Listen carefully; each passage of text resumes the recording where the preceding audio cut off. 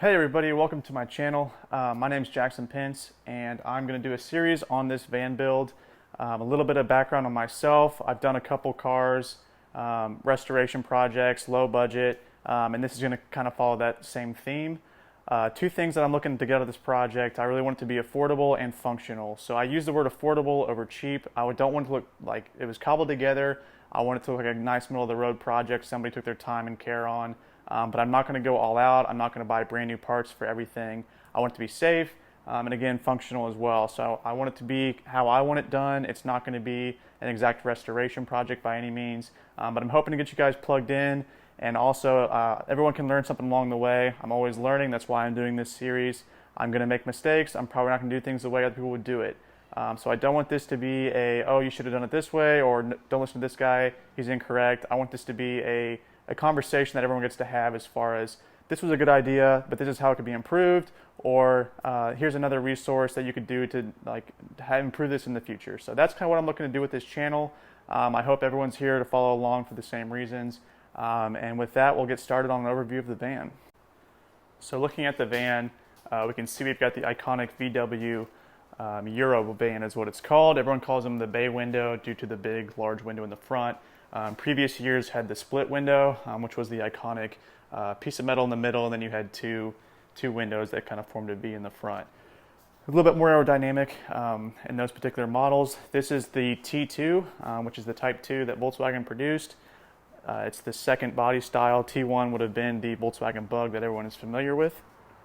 With this van, in the rear, we are looking at an air-cooled, dual carbureted setup.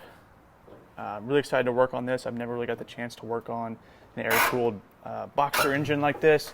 From the top, you can see we've got both carburetors located left and right. All in all, condition of the van, I'm going to walk through kind of why I picked this van. I've been after one of these for a while. So starting in the front, under the doors, you can see underneath the doors, this is a good place to check. This is an obvious low spot in the van itself. So if water is going to pool, it's going to pool down here. And we can see we're really solid, especially on the driver's side. We do have some issues here, but we can cut this out and put new metal. Looking at the floorboard, it's also in pretty decent shape, not terrible. We've got a hole here. We've also got some corrosion along the edges. So pretty good shape all in all. Along with the rocker panels down here, we're looking pretty solid as well, all along through here. This is also a really good place. Once you have the windows out, I've done a little bit of work already.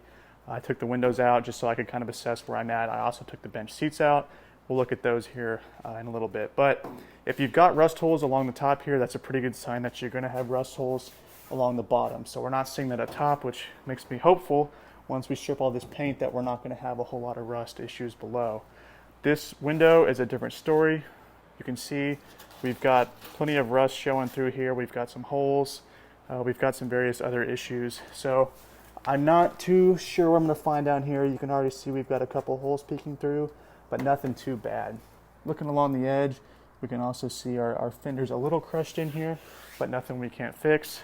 Not sure what's going on here, so I'm a little nervous about this area too. But all in all, this side seems like in really good shape. And now we're entering the blue color of the van. This van is 3 colors currently, technically 4 if you include the original orange that was painted over.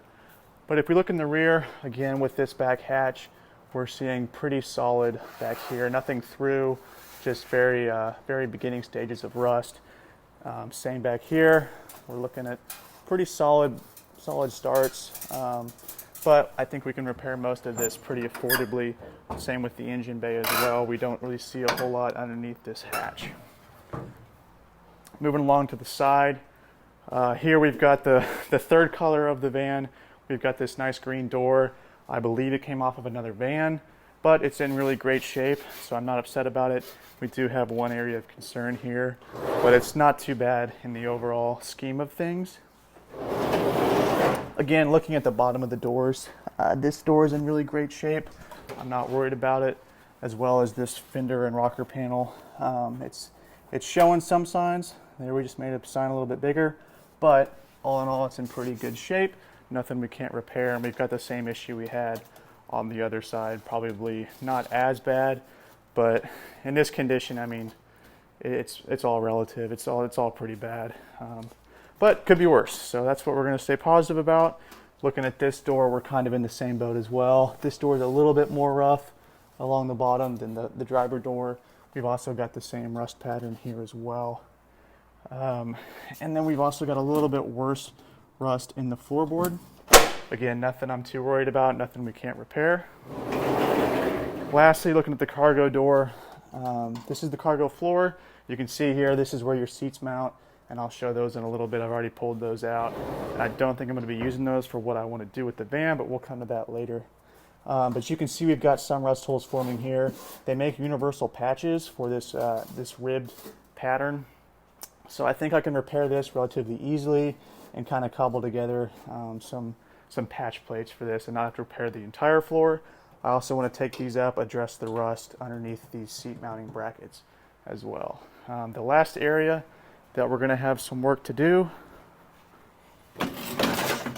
above the engine, we've also got some pretty considerable rust holes going on here as well. Nothing we can't tackle or fix. Again, this is all going to be part of the process. I'm not a big welder. I never really have been, so it's going to be a learning process for me.